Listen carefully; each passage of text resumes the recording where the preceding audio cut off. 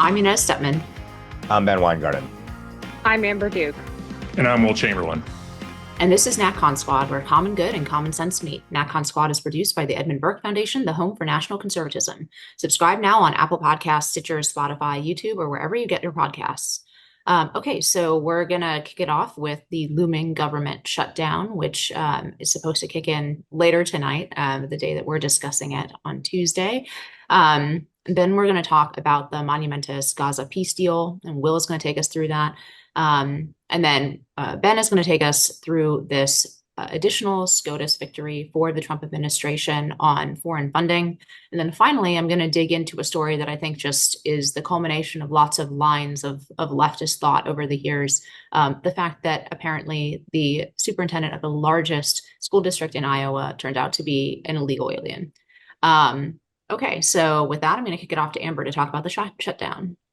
Thanks, Inez. I'll keep this one fairly brief and leave plenty of time for the group to weigh in, but I'll just lay out the situation as it's unfolding. The deadline for the shutdown is midnight, Tuesday night.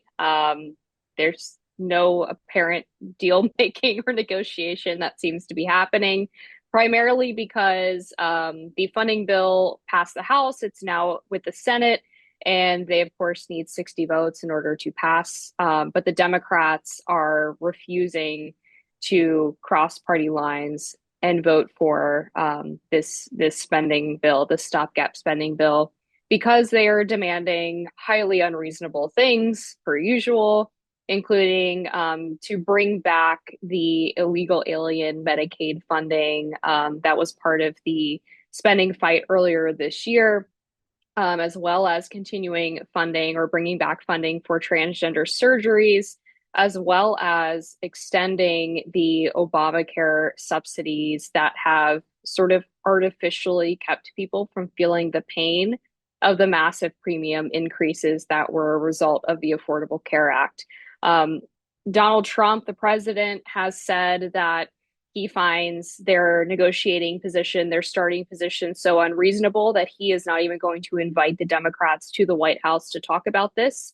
He wants to see them move publicly and suggest that they are willing to meet somewhere in the middle before he plays games with them, which I think is incredible. We haven't really seen that from Republicans in the past. It's usually Republicans capitulating because typically, any additional spending is Republicans moving to the middle and Democrats getting more of what they want. That's not a win for Republicans in any meaningful way. And so Trump has just rejected the entire paradigm. Now, the other really fascinating thing on top of this is that Russ Vought, the director of OMB, has added a little extra weightiness for Democrats to a potential shutdown by not just allowing federal workers to get back pay when the government reopens, to have this to be furloughed. He actually wants to see federal workers be cut entirely, fired from the federal government if a shutdown occurs. So the ball is entirely in the 7 Democrats who could advance this spending bill to the president's desk. It's entirely in their court. And it's one of the few, I think, actual media narrative wins from Republicans on the shutdown question as well. The New York Times has a poll out today that basically finds Americans are kind of split on who they would blame for a government shutdown, with independents saying that they would be more likely to blame Republicans, which suggests that some more framing, some more PR needs to be done from the Republican camp to explain exactly what's happening here. I think a lot of people probably assume, well, Republicans are in the majority. If the government shuts down, it's their fault. They don't realize perhaps that the Senate needs 60 votes in order to get this bill to the president's desk. I think the Republicans could easily win the messaging war outright on this one, because this is just so very clearly the minority party making unreasonable demands, demands on things that most of the American public would not agree with funding, such as healthcare for illegal immigrants. And it's nice to see, again, for a change, Republicans actually holding out on this strong conservative position in response. So with that, I'll open up to the group and feel free to take it whichever direction you want. Are Republicans doing the right thing? Are you kind of excited to see a shutdown if it means federal workers will be fired? And what do you think the ultimate political ramifications would be? Democrats are in an absolutely terrible spot here of their own making. They're not the party that gets to do shutdowns and play brinksmanship with shutdowns because especially with Republicans in government running the executive branch, because Russ Vought's ready to fire everybody who won't do it, as you discussed, and it's remarkable that they're just in a terrible. It's sort of a meta demonstration of the terrible position Democrats are in broadly, that they're forced to pick a fight here over healthcare for illegal aliens. They probably know they don't want to be picking that fight, but their base is yelling them to fight over something. So this is something, except that the consequence of doing this particular something will be devastating. It's not merely that we'll be able to fire a bunch of government workers. If the funding gets restored, we'll be able to hire our people in. Because remember, Project 2025 has a compendium of resumes for patriotic Americans who would be willing to go into government. Well, voila, we just managed to clear out the decks of everybody who had been hired in these departments by previous administrations, especially under Biden and Obama. Oh, guess what? You're all fired now, and we can hire our people. And we managed to get out of the nightmare of trying to fire these people who would normally have civil service protections and be impossible to dislodge. It's totally a win-win. I'm blown away. Chuck Schumer realized this was the problem 6 months ago when he refused to shut down the government and even take some really gnarly concessions on the budget that he felt like, I just have to take these because a shutdown is so much worse. Now he's in a position where they're like, well, we're just going to shut it down anyway and see what happens. I think the Democrats are really going to regret playing brinksmanship here, especially when they don't have a compelling ask that makes sense that they can rally the American public behind. Yeah, I totally agree, and which is why my conclusion is that I'm not sure that by this time tomorrow the government will be shut down. I think Democrats will blink on this. I almost hope they don't, for all the reasons that Amber and Will laid out. Um, but look, this shutdown hurts the left. I do think it would be. I should add, it hurts the left and their primary constituents, which are government workers and contractors that are associated with the government, right? All the people who work in Northern Virginia. This was going to be a giant pain in the rear for them and much less of a giant pain in the rear for the rest of the United States, at least for the first, days, weeks that the government is shut down. Eventually, of course, the pain does reach the rest of the country, but the immediate pain is felt directly in the Beltway. So I welcome this fight, honestly, especially because it's so clear that it's Democrats' decision to do this. I think Americans are sophisticated. Not I don't think that they need to know all the details about the various demands. They know that who's the primary mover here, right? And it's Democrats. Honestly, if the Republican Party wins one of these shutdown battles politically, if it comes out with a political W, I do think there could be a longer term shift in the culture of DC. They can point to an actual political win from one of these shutdowns. I do think it might bolster the let's say, wobbly spines of a lot of Republicans on these kinds of budgetary fights going forward. So, look, I feel like Will, I feel very confident about the merits of the argument. I feel confident about the politics of the argument. I feel confident about the consequences if the government shuts down. I mean, I think this is going to be a fight that we can win on all those fronts. And so I welcome the fight in that sense. But I tend to think that government will not shut down longer than maybe a couple hours, and that Democrats will fold on this. Even further weakening the Democrat side is that you've seen Republican leadership talk about the fact that we're willing to have a conversation about healthcare subsidies, et cetera, but you have to sign off on a 5 to 7 week extension. So the fact that the Democrats suggest at least that they aren't even willing to have that conversation further erodes their position publicly, beyond the fact that I think the messaging, and of course the message is accurate, about Democrats trying to back healthcare and basically other entitlements for illegals in what they're pushing for is just not a viable argument with the American people now. So the tables have really turned here, and I would just underscore that this Russ vote memo regarding reductions in force, so-called, this is how you show that there will be such a dramatic cost to Democrat intransigence that they have to fold ultimately, because the government workers are their constituency. And even if we're not talking about a disproportionate percentage of Americans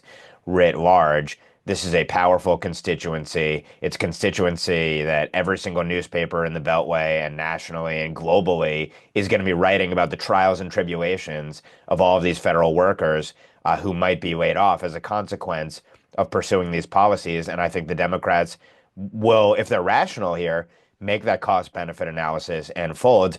But I guess we'll see. And to the extent they don't fold, the costs are going to be infinitely greater potentially when we look at what the impact might be on midterm races.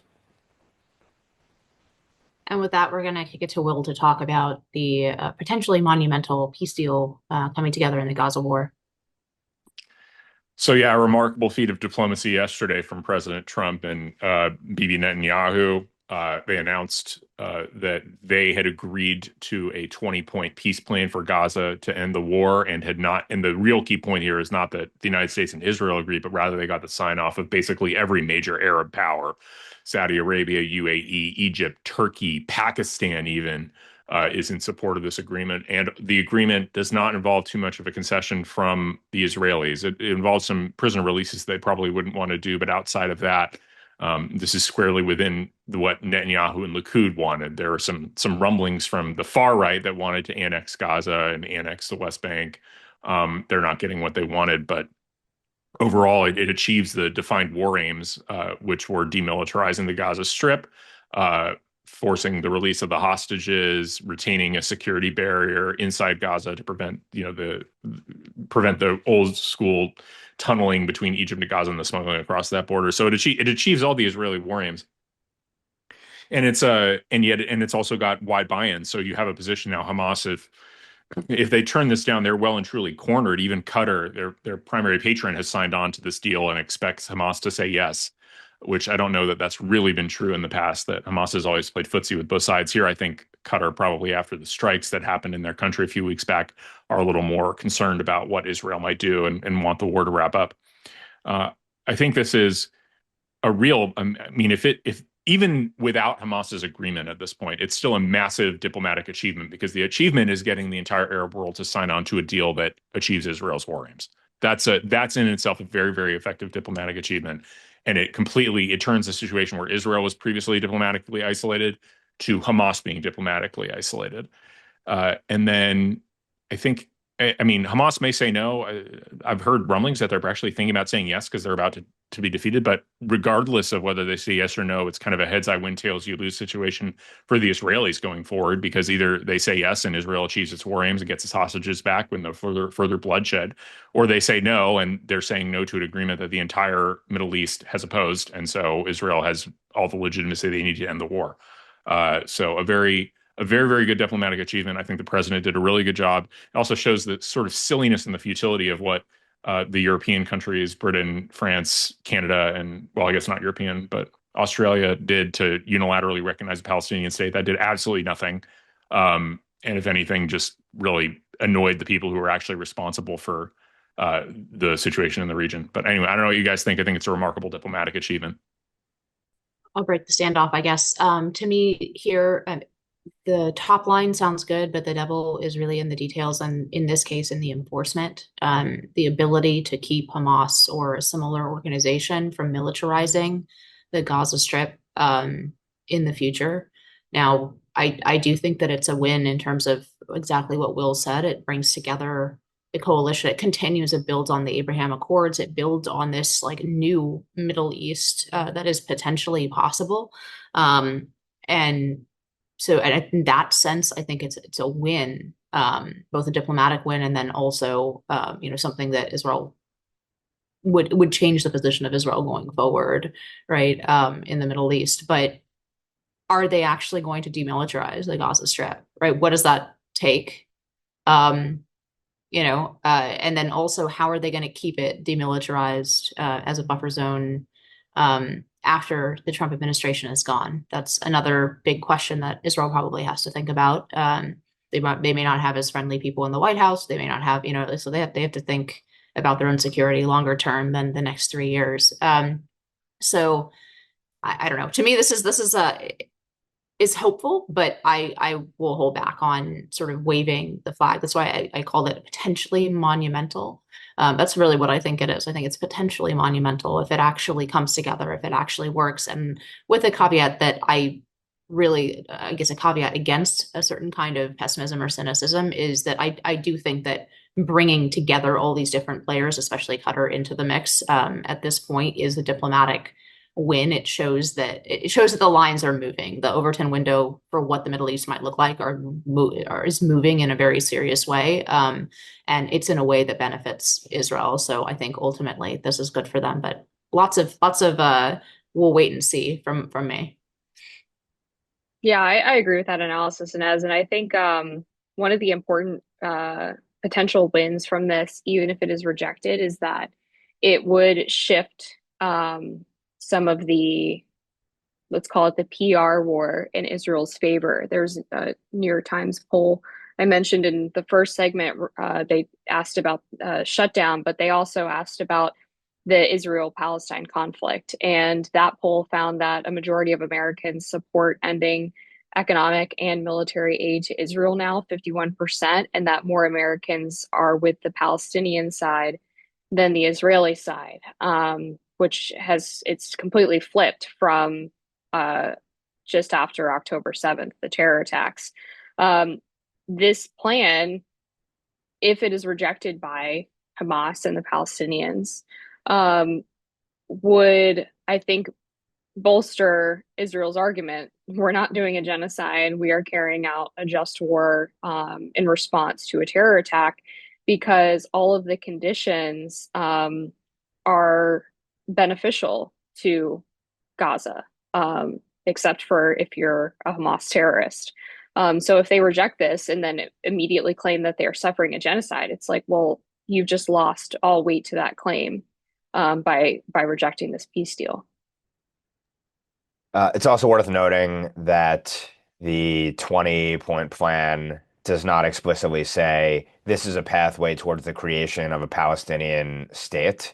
So it's notable that the Sunni Arab powers didn't demand that as a condition of signing off on this. And I do think that the concurrences of many of the Sunni Arab states reflect the fact that the Middle East has been transformed to the extent that Israel has essentially decapitated Iran and all of its proxies as well, with the exception perhaps of the remnants of Hamas and maybe the Houthis to some extent. So the strategic reality has changed on the ground. I think it was notable that if you watch the press conference, President Trump sort of started with all of the aspirational and ambitious aspects of the plan. But then he noted reality, which is the reality that's going to govern how this ultimately goes near term, medium term, and long term, irrespective, really, by the way, of if Hamas or whoever Hamas's representatives are, de facto representatives, in this case, irrespective of whether they sign off and actually comply as the deal is enforced and unfolds, which is that Trump said that Israel turned over Gaza to the Palestinian Arabs. This was their chance to prove that they were worthy of a state. And they elected Hamas and turned it into a terror state and used it to launch myriad attacks, with the most spectacular of all on October 7th. And that underlying reality persists. And so part of what was emphasized in the press conference was, and I think Trump sort of implicitly said this, and then Prime Minister Netanyahu also emphasized the fact that the Palestinian Authority, for example, which is looked at as the ultimate potential authority to be in charge at some level of governance, apparently alongside some of the other Sunni Arab states, they have to totally de-radicalize essentially and end pay for slay, where they take care of the families of jihadists, treat them as martyrs with funding and support in perpetuity. That has to end. They have to end incitement, genocidal Jew hatred in their textbooks, and indoctrinating kids for generations. These things are intrinsic to the Palestinian Arab cause. It's always been there. And so you have a clash of visions in some ways between President Trump's focus on let's have peace, let's have prosperity, let's look at things from a hard-headed, realistic perspective, where maybe it's the material things that ultimately matter above all, versus a worldview which says that we want to dominate, we believe in conquest, there can never be a single piece of Jewish land, a single parcel of Jewish land in the Middle East, because it is an inherent conflict with our Islamic principles. And that is ultimately what is at root of all of the associated conflicts, so-called. So whether or not this deal is enforced to any extent is yet to be seen. But ultimately, it's that conflict that is going to govern how this plays out long term.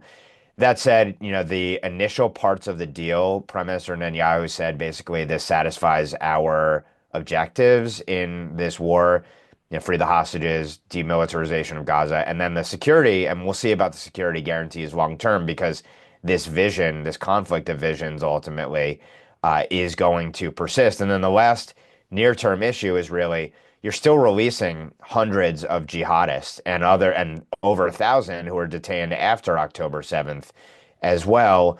Aren't those going to be future terrorists down the road? There were many people who were released in prior hostage deals who participated on October 7th.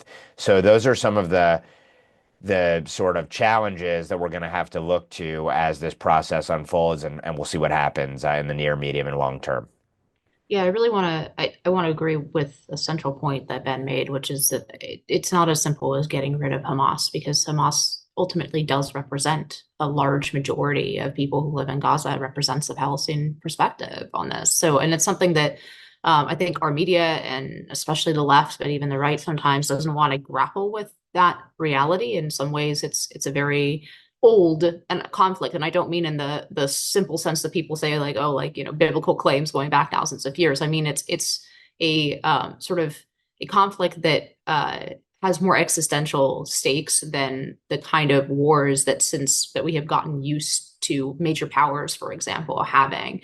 And any kind of long-term solution has to include something that is very difficult to do, especially from the outside, which is, the transformation of a culture where people, don't want to continually go to war, even if they lose and even if their children die in those wars, on the Palestinian side. And I find myself deeply skeptical that that's that's at least in the medium term that's possible. But this looks good. The initial steps look good, and we'll see what happens. I'm going to turn it back over to Ben to go back home, talk about SCOTUS. Yeah, and this to some extent ties into the prior two blocks regarding the shutdown, because it deals with funding matters, and then also the president's control and asserting his authorities when it comes to foreign policy. SCOTUS ruled in favor of the Trump administration, at least on a preliminary basis, in a case that we've talked about many times before, different aspects of it, and it just persists, which is the president's challenge to tens of billions of dollars originally in foreign aid monies that were appropriated by Congress. You'll remember that the president called for a freeze on foreign aid, funding the NGO, the constellation of NGO networks and other exportation of woke ideology programs and beyond, or regime change programs masquerading by other names. And this case has evolved and developed over time, but this part of the case, which the administration challenged and brought before the SCOTUS, dealt with monies that the administration was, in some cases, going to spend and in some cases not going to spend, an injunction that was put up forcing the administration to prepare to obligate and fund over $10 billion worth of programs. $4 billion of that $10+ billion, the administration said it wanted to rescind, and it issued a pocket rescission under the Impoundment Control Act, which sets up a process basically, and the lawyers can correct me if I'm wrong here, whereby the president can lay out the levels of funding that it does not ultimately want to fund, and why, essentially, and bring it before Congress, and there can be an expedited process for rescinding these funds. But the lower courts tried to force the administration to obligate these funds and get them out the door. by September 30th, while this rescission message was pending before Congress. And so the Supreme Court stepped in and they halted that injunction on a few grounds. First of all, they said that these third party NGOs who were bringing suit here basically could not bring suit and challenge the president's policy under the Administrative Procedures Act, because this is an Impoundment Control Act issue, and that deals with the executive power and the legislative power over power of the purse. And there's a process that's set up for them to grapple with these disputes. So you can't basically bring this case and challenge that battle between the executive and legislative branches here. That was part of the argument. Another part of the argument, which is substantial, obviously, and I'll quote from SCOTUS here in this sort of preliminary ruling, is that on the record before the court, the asserted harms to the executive's conduct of foreign affairs appear to outweigh the potential harm faced by respondents. They go on to say, and this was, I think, in a 6-3 ruling, that this order should not be read as a final determination on the merits. The relief granted by the court today reflects our preliminary view, consistent with the standards for interim relief. So basically, we'll see if down the road there's a much more robust response from the Supreme Court on sort of what is presidential power in terms of impoundment. But ultimately, this has to be viewed as a near-term win for the Trump administration, for presidential authority versus the lower courts, once again, and legislative authority versus the lower courts. I think this is something like the administration's 20th win at the Supreme Court. Of course, the left is going to attack that as well. It's the right-wing Supreme Court, as opposed to it's a Supreme Court that's actually following the law and not prioritizing lower court judicial tyrants and progressive NGOs over the authority of a president. So I'm curious, what you all make maybe more broadly about what has happened in many of these emergency cases brought before SCOTUS, and then more narrowly, the significance of this one regarding impoundment, what it might mean going forward in terms of the ability of the president to cancel funding on woke boondoggles, as this $4 billion plus in appropriations here purportedly consists of. Well, I'll just go ahead and start on this and break the standoff here. I think the broader takeaway I have from this is, well, first off, all these cases were obviously not legit. The district courts were acting wildly outside their authority, trying to restore all this funding that was cut when they do not have jurisdiction that belongs in the Court of Federal Claims. We've talked about that for months now. So it was always a really aggressive assertion of jurisdictional authority. And, it was in defiance of a really clear statute passed by Congress, right? These are very simple concepts in federal courts. The idea of sovereign immunity, the idea that you don't have permission to sue the federal government any which way you choose. You actually need to be granted that authority by statute, and they can tailor you and channel you into particular courts. The district courts just completely blitzed through that and didn't care about it. I think this was always going to be the outcome. We were always going to win. But I think the bigger story is the fact that we're now on like a 20-0 winning streak at the Supreme Court, something crazy like that. The administration just isn't losing. Whatever they decided to take to the Supreme Court, they're winning. It shows that the real lawlessness problem is not within the administration, which is what everybody said. Oh, constitutional crisis. No. The real lawlessness problem is in our lower courts and all these terrible Biden judges that got appointed at the last minute. They really, truly are abysmal. And hopefully regain enough power to remove most of these judges who are just lawless.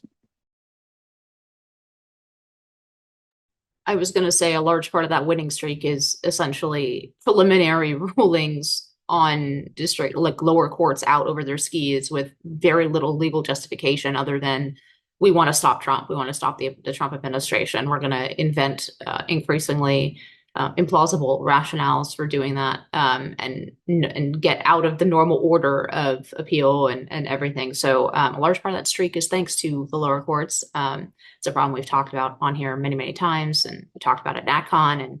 And so I won't go too much into it here, but I think that's the largest piece of. I haven't actually added it up, but I wonder how many of these Supreme Court cases, which will have consequences beyond those, have been forced into the docket by lower court action that was just outrageous and had to be corrected. Look, I think from the 10,000 foot perspective here, we're looking at the contours of, and I'm putting this in quotation marks, a new executive power, right? I say in quotation marks new because it's not new. It's very much the original executive power. We do have a powerful presidency. We had these debates at the founding about whether or not it constitutes a kind of elected king. Right. But we do have a powerful presidency. We have an energetic presidency. The founders deemed that necessary, especially, of course, with foreign matters, with regard to foreign matters, but also, in domestic matters to a certain extent. Now, the legislature is supposed to still be the supreme branch, but what happened in the 70s, especially after Nixon, right? You have a series of curtailments of the executive power that, in my view and in the view of a lot of kind of originalist scholars, right? Not that I'm calling myself one of them, I'm just saying in my view, and also originalist scholars, right, that went way too far in crippling the executive power at the expense of the legislative power. You have this in the foreign relations context with the War Powers Act, right? And then you have the complete disappearance of this impoundment power. Those all went together. There was a mood in the country in the 1970s. Not only was the left on the rise, but also, the country was roiled by Watergate and wanted to essentially curtail the power of the presidency. And I think if we speed forward to the 2020s, we see how far, how far curtailing that executive power has gone. The president is cabined now, not only by the legislature as a co-equal branch of government, but by his own executive branch, which a lot of these 20 cases, right, have touched on, right, by his own, it's sensible employees and bureaucrats that are supposed to be working under him to fulfill the energetic executive's vision. So I think this is long overdue. I think these court cases are going to build up into something from different angles that looks like a new, quote unquote, new since, the 1960s and 70s, but not new to the country, new vision of what the presidency actually is, what the powers of the presidency actually are. And I think it's going to be good, not only for the right, but for the country. And to the inevitable response, what happens when your enemies get a hold of this presidential power? First of all, Democrat presidents in the last, 20 years have shown absolutely no respect for the limitations of the presidency anyway. They just do lawless things, and in particular, their bureaucrats do lawless things. But second of all, if this works well, and if restoring this executive power works well, even having an energetic leftist executive will make a choice clearer for a Democratic electorate to actually decide the fate of the country. What we've been seeing for decades is that elections matter less and less, and that changed with Donald Trump 1, but I think it really changed with Donald Trump 2. This term has really changed that. We are watching things change wildly, right? In the first 200 days or whatever it is of the Trump administration.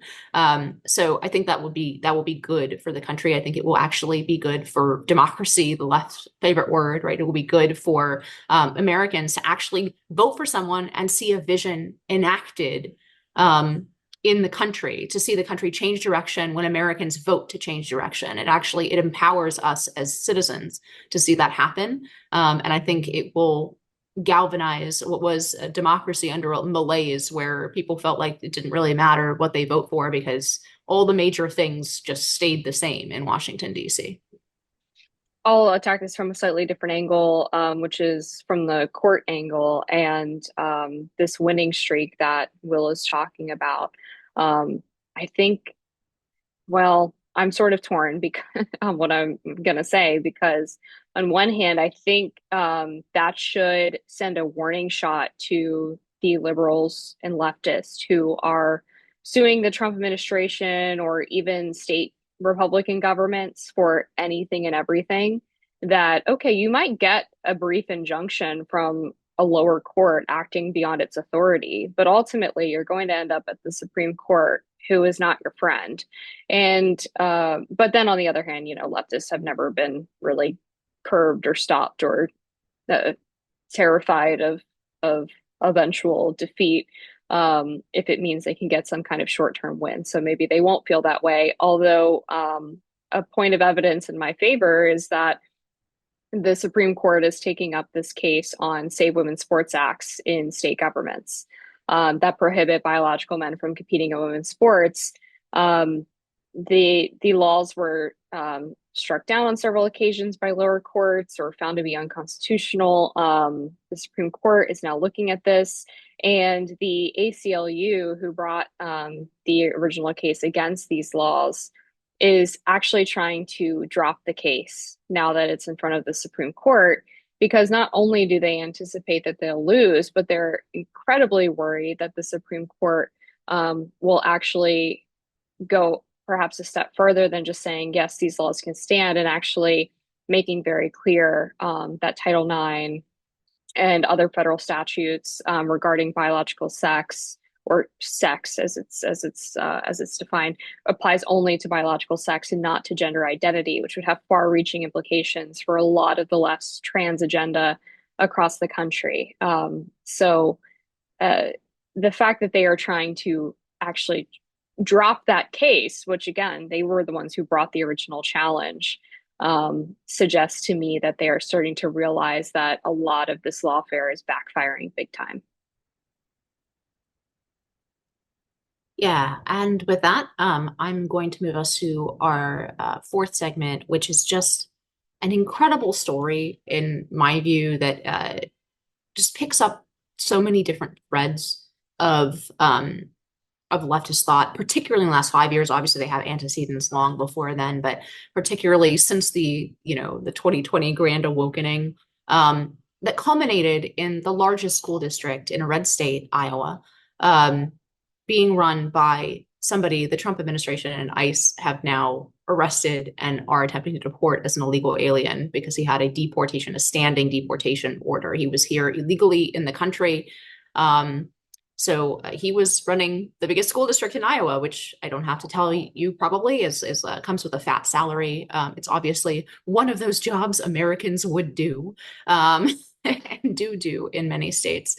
So I want to start this story with red legislatures, red states, and especially in agricultural states that have been unwilling to enforce E-Verify, right? They have been unwilling to enforce the very basic legal requirement that the people who are employed in their state be legal residents of the United States. And even further than that, the people employed by the state need to be legal residents of the United States. So I think that starting there really frames it, because it really is not only a story of leftist extremism, but also of Republican incompetence and unwillingness to take the position that their voters take, which is a very basic and simple position that people who are illegally in the country shouldn't be in the country.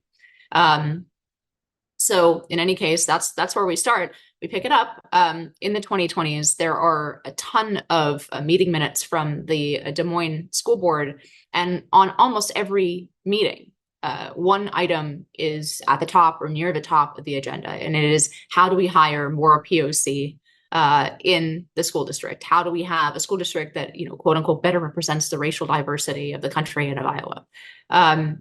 In fact, they go so far as in some of these meeting minutes to talk about quotas, like we want, 30% or 40% of POC in the district by 2040. That is illegal. It is something that hopefully the Justice Department and Harmeet Dillon are on it in many different contexts, but it is illegal for the federal government or the state governments or any form of government, and actually even private businesses, to set a quota for what percentage of particular racial groups they want to hire. But the school board was doing this very explicitly, and they thought that they had found somebody to fulfill these quotas in Ian Roberts, who they hired in 2023 as the superintendent for the district. Now, this is a guy who is very clearly just used to lying about his past. He lists just like half a dozen degrees. Some of them have some basis in fact, like he lists the fact that he got a degree from Georgia, a special program for principals in DC, not like their usual degree. He did finally get a doctorate in education. So he did ultimately get some of these degrees, but a lot of them are very difficult to trace. There's no record of him at a lot of these institutions. It's not a stretch to say that he's made some of this up. His birth date, he also lists differently in different documents. So his life story has changed in his public pronouncements. But he is a resident, I believe, of Guyana, and he was a athlete for that state. He was a runner, I think. In any case, he was born there. He got a visa, student visa, to come to the United States, and as many people do, he overstayed his visa. Ultimately, in 2024, there was a deportation order placed on him by a court, and now the Trump administration and ICE were enacting on that order. Now, while he was superintendent at, bear with me, because this is a long story, while he was superintendent, his principal pieces of his platform were to hire more people, to increase the number of POC in the district by dropping the requirement that people hired by the district don't have felony convictions. Okay, so the criminal justice piece was coming in, the great awakening, racial awakening piece of this was coming in. He himself has a gun charge, a conviction on a gun charge. The school board did know in Des Moines about that conviction. They say they didn't know that he was an illegal alien. It was their responsibility to check those kinds of documents. They have now had to pull his eligibility to even be a teacher in the system because of this. But they have finally, just one cherry on this Sunday, they have suspended him with pay, right? He's on administrative leave, as far as I understand. That may have changed in the last 24 hours, but he's on administrative leave because you can't just fire somebody in the school district, right? They have a dense, just like federal employees, they have a dense layer of protections and appeals and just absolutely ridiculous red tape to fire anybody. So, we have just the culmination in one person of all of these leftist ideas and impulses that came to the conclusion where you can have a red state where the largest school district in the state is run not only by somebody with a conviction, a gun conviction on his record, but is run by somebody who isn't even supposed to be in the country and is illegally in the country and should not have been able to find employment anywhere in the country, let alone with the state itself as the superintendent of the largest school district in the state. So it says a lot about our education system. It says a lot about our immigration system. It says a lot about just about every, leftist cause du jour for the last 5 years. And with that, I mean, any angle of this, feel free to comment. Oh, there is also one more cherry on the Sunday. He was apparently registered to vote in Maryland. So he's a legal alien. He was registered to vote. That has an asterisk with it because the birth date associated with that person has the same name, same middle name, same everything. The birth date is the date, but I believe it's a different year. He has put multiple years of his birth on different documents. So I'm fairly confident in saying that was him registered in Maryland. It may be somebody with the same name and a very similar birth date. I cannot definitively, so I don't want to, put out misinformation. But it is very likely that he was registered to vote in Maryland. One angle of the story that I thought was the most funny part was the fact that the head of the person responsible for appointing this guy, illegal alien, to be the superintendent was herself running for Senate. And so she's out there trying to fundraise off of this. An insane story, just as somebody who's actually employed people. This is the most basic thing, especially for any sort of high level white collar position, is you want an I-9 from people you're paying $300,000 to. It's the first thing you have to do.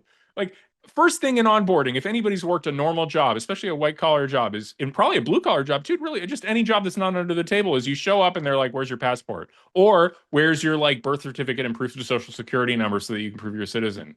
They just forget?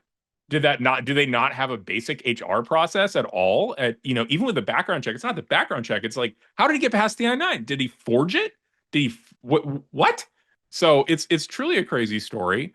It connects more broadly to the idea that red states need to get control of their blue cities. This shouldn't be tolerated.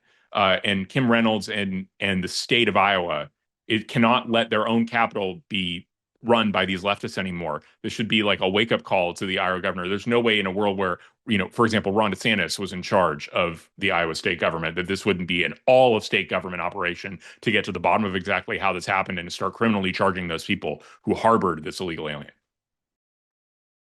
I wouldn't be surprised to find out that parents had been raising red flags about this guy for some time. Just thinking back to um, my, my own time in middle and high school, like we knew all the dirt about the superintendents, the principals, the school board members. Like, I highly doubt that this was some huge secret that this guy was bad news. And what likely happened is that parents were telling the school board or whoever was in charge here that this guy was a problem, and they probably just ignored them because he fit all of these check boxes for left wing diversity requirements. And at the same time that this story is breaking, Brandy Weingarten, of course, was on MSNBC on Monday wearing a paperclip because, according to her, this was something that was done in to combat Nazis from teachers like back in Nazi Germany. And so she's insinuating that the shutdown of the Department of Education and returning states' rights on education is Nazism from Republicans. Meanwhile, she's had nothing to say about this complete fraudster, illegal immigrant criminal overseeing a bunch of children. It's just beyond parody. Well, first of all, as I always say, I'm not in any way, shape, or form related to Randy Weingarten and have to put that disclosure anytime her name is mentioned on this podcast. I'll just say the thing speaks for itself when it comes to this story. It's beyond parody at every single level. We'll see on the registered Democrat aspect of this, but it's all the more reason, all the more jet fuel for demanding that the SAVE Act be passed and that its provisions be enforced. And beyond that, the thing that comes to mind here, a couple of things are: one, how many more frauds are there like this? This is the most extreme possible example you could point to, but we've already seen the leaders of prestigious universities who have fraudulent academic backgrounds. If you started a project to look at the 10 highest rated officers in every single major college, university, and then you started drilling down to the state and local levels, how many more frauds are there just like these? And I have to imagine that it's an astronomical number, and that's in no small part probably because of the focus on DEI over merit.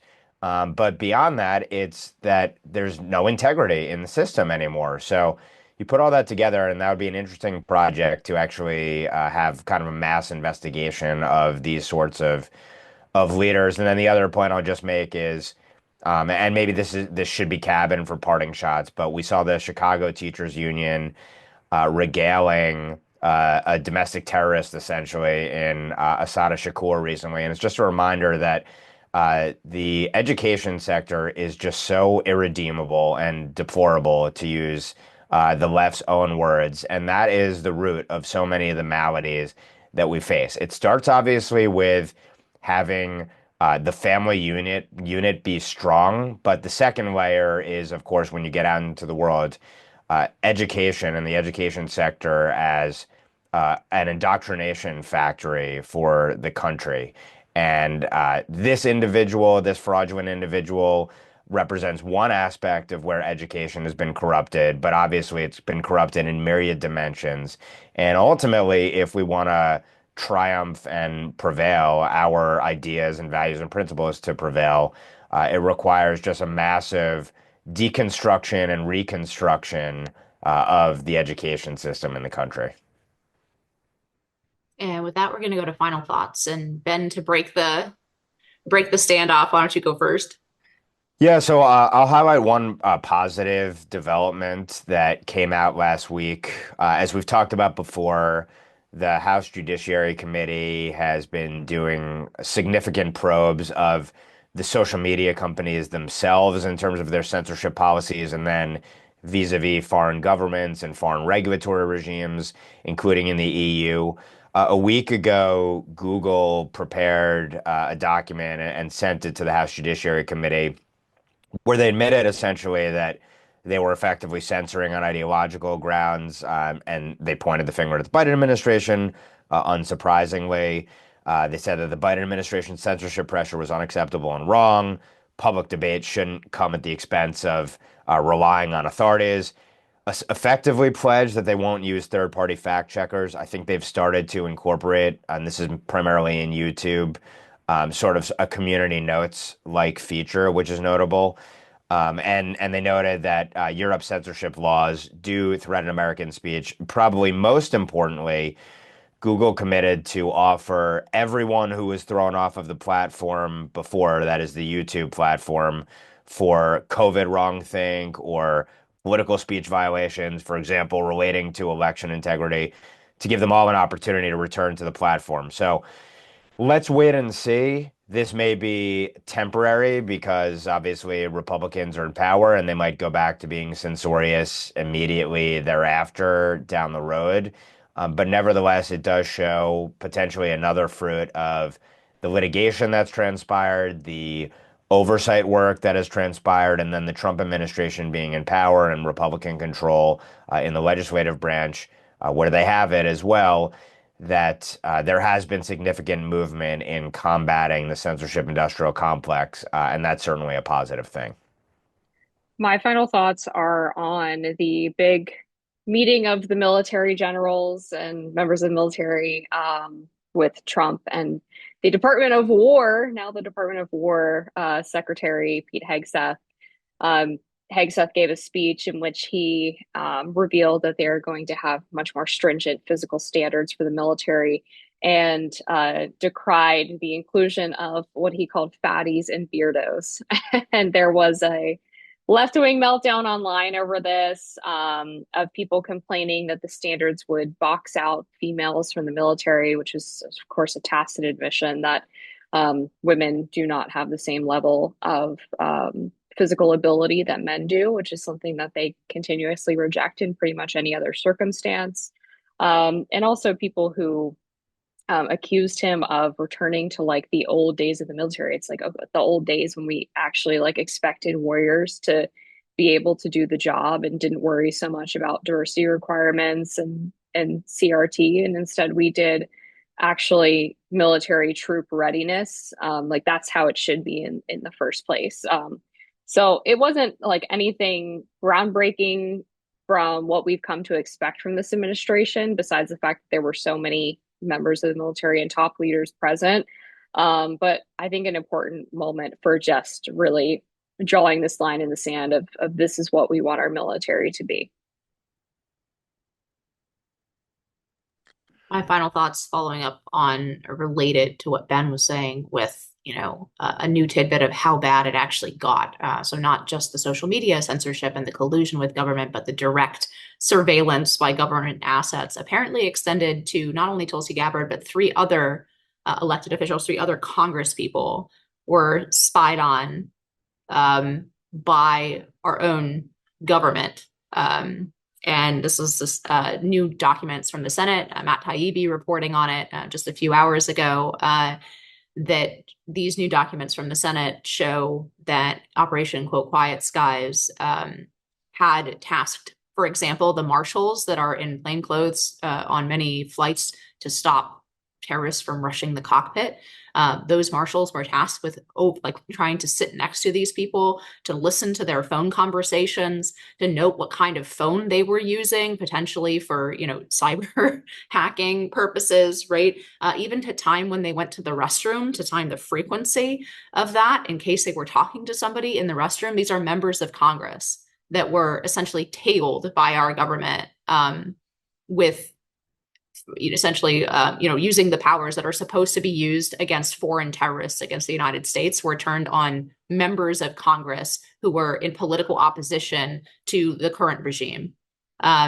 So we did live in an authoritarian state. It was a soft authoritarian state, but that is what's being undone. And it's just one more underscore on and how ridiculous this screams about how things, for example, prosecuting Comey for lying to Congress is unprecedented, right? Yeah, it's unprecedented if you just woke up from a coma and you weren't, aware of the last 10 to 15 years. So this thing went really, really far. And I think we sometimes, we're politics moves so fast, but I mean, I'm very grateful that we've changed direction, and the Trump administration, especially the second Trump administration, I think has done a fantastic job overall, even if we might, disagree with this or that, like has done an amazing job pulling us back from that cliff. Yeah, my final thought is something related to the shutdown and all. President Trump put out an AI video of Hakeem Jeffries and Chuck Schumer saying, Chuck Schumer making fun of them relentlessly, and in particular putting Hakeem Jeffries in a sombrero and a Mexican mustache. I'm for this. I think we need more of it. They need to be mocked. Ridicule is, this is classic Alinsky. Ridicule is the most powerful weapon. And it's really clear they can't take a joke, because Hakeem Jeffries has gone on MSNBC and now spoken in front of the Congress about how angry he is about the racist video and how dare President Trump do this. And all I just think is, well, we're just going to keep putting sombreros on your head and playing Mexican music over mariachi music over all your clips from now on. You're no longer House Speaker or House Minority Leader Hakeem Jeffries. You are now, what is it? El Jefe de la House Majoridad, Hakeem Jeffries Gonzalez Rodriguez. Yes, that is now his new name. So I'm for this. More ridicule. We need to be doing it to more of these Democrats as much as we can. That's some pretty good Spanish, Will. No sense of humor because of their reaction to pulling the Charlie Kirk, episode of South Park. Nobody asked for that. Charlie would never ask for that. He thought it was funny, right? Like it just is very revealing of the mentality. They call us fascists. The least we can do is put mariachi music in the background of their clips. Why not? Well, on that somewhat funny note, upbeat note for us, on behalf of Ben, Amber, and Will, thanks for tuning in. I'm Inez Stepman, and we'll see you at the next NatCon Squad.